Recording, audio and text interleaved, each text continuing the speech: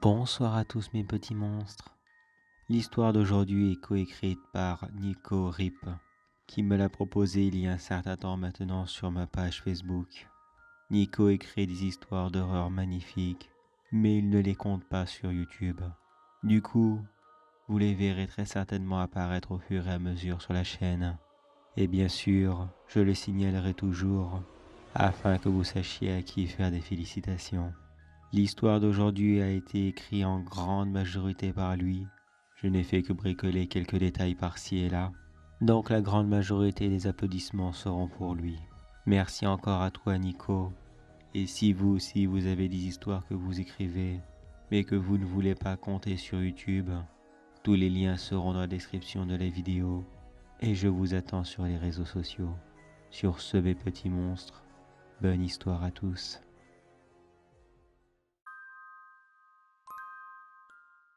Un groupe de jeunes décidèrent d'aller camper dans une forêt qui avait comme réputation d'être extrêmement effrayante, parfait pour satisfaire leurs envies de frissons. Après avoir marché toute la journée afin de trouver le meilleur endroit possible dans celle-ci, ils s'installèrent rapidement. La nuit tombait très vite et ils se mirent en quête de faire un feu afin de passer leur petite soirée d'horreur. Après s'être restaurés, la nuit était déjà bien entamée. Il était l'heure pour eux de se raconter des histoires d'horreur, monstres, fantômes et toute autre créature maléfique. Ce qu'ils ignoraient ce soir-là, c'est qu'ils allaient connaître la pire souffrance qu'ils n'auraient jamais connue. Rempli d'excitation, l'un d'entre eux prit la parole. Je vais commencer. C'est arrivé il y a des années, dans les montagnes de l'Himalaya. Un groupe, fan de sport extrême, était parti essayer un nouveau saut en parachute. Mais après être parti pendant plus d'une semaine, plus de signes de vie. La police locale partit rapidement à leur recherche. Mais ils ne retrouvèrent qu'un seul sur tout le groupe, qui à la base était parti à 6 personnes. L'homme était à moitié mort et fut conduit à l'hôpital le plus proche. Une fois tiré d'affaire, la police lui demanda ce qui était arrivé aux autres. Mais la seule chose qu'il n'arrêtait pas de répéter, c'était qu'une grande créature, toute blanche et toute poilue, les avait attrapés, les uns après les autres. Il a pu s'échapper qu'avec beaucoup de chance, mais de toute façon, il était trop tard pour les autres. Aujourd'hui encore, la créature rôde dans les montagnes pour y attendre son prochain repas. Elle est vraiment nulle, ton histoire. Fais mieux pour voir.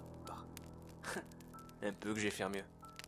Un couple fit appel à une babysitter pour se permettre une soirée en amoureux. Les parents firent une rapide présentation de leurs 3 enfants et de leur maison avant de partir.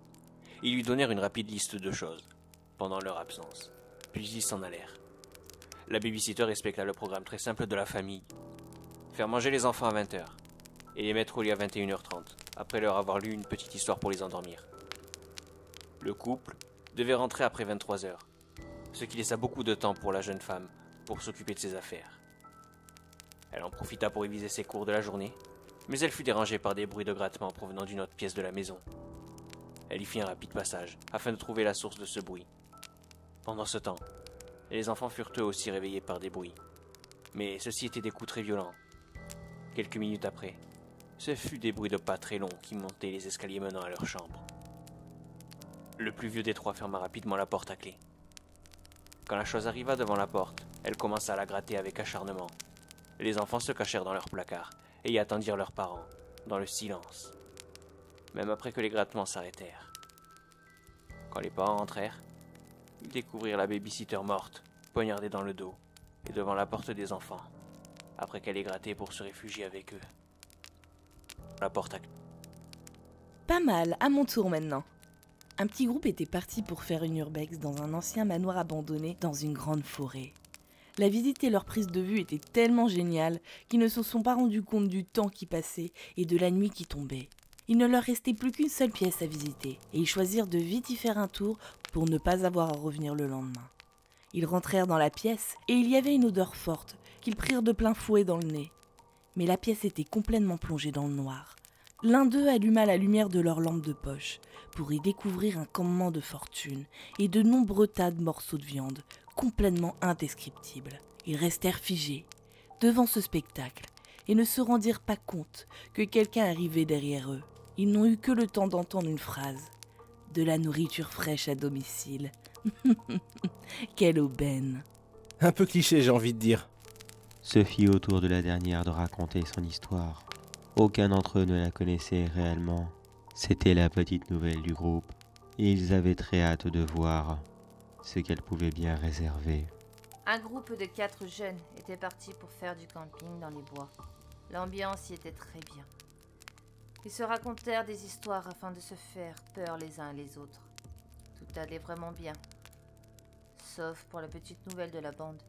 Tout le monde pensait qu'elle était l'amie de l'un ou de l'autre. Sans même se concerter entre eux et de savoir qui était cette personne.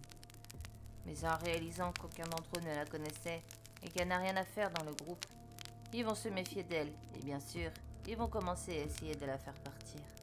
Ils comprenirent rapidement qu'elle parlait de la situation actuelle.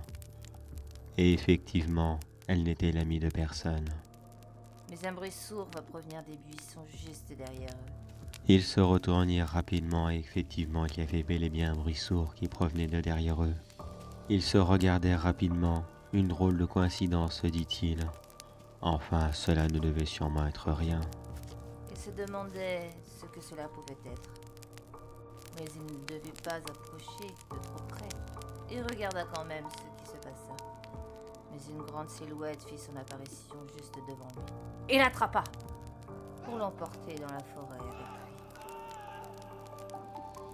Le jeune homme hurla de toutes ses forces, mais il était déjà trop tard pour lui. Les autres restèrent bloqués sur place par la peur, et il leur était impossible de quitter la direction d'où provenait la silhouette du regard. Pourtant, ils devraient faire attention autour d'eux. Plusieurs autres silhouettes viennent de faire leur apparition.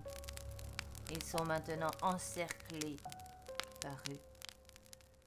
Seule la lumière de leur feu pour les protéger de ces créatures. Mais la nouvelle de la bande attrapa une bouteille d'eau et la vida dans le feu. Elle vida effectivement une bouteille d'eau en même temps qu'elle contait l'histoire, ce qui plongea le petit groupe dans le noir. Se retrouvant plus en plus dans le noir, les créatures avancent maintenant de plus en plus près d'eux. Et comme seul bruit de fond, la voix de la nouvelle, qui termine son histoire sur la mort de la totalité du petit groupe, qui aurait dû être plus vigilant.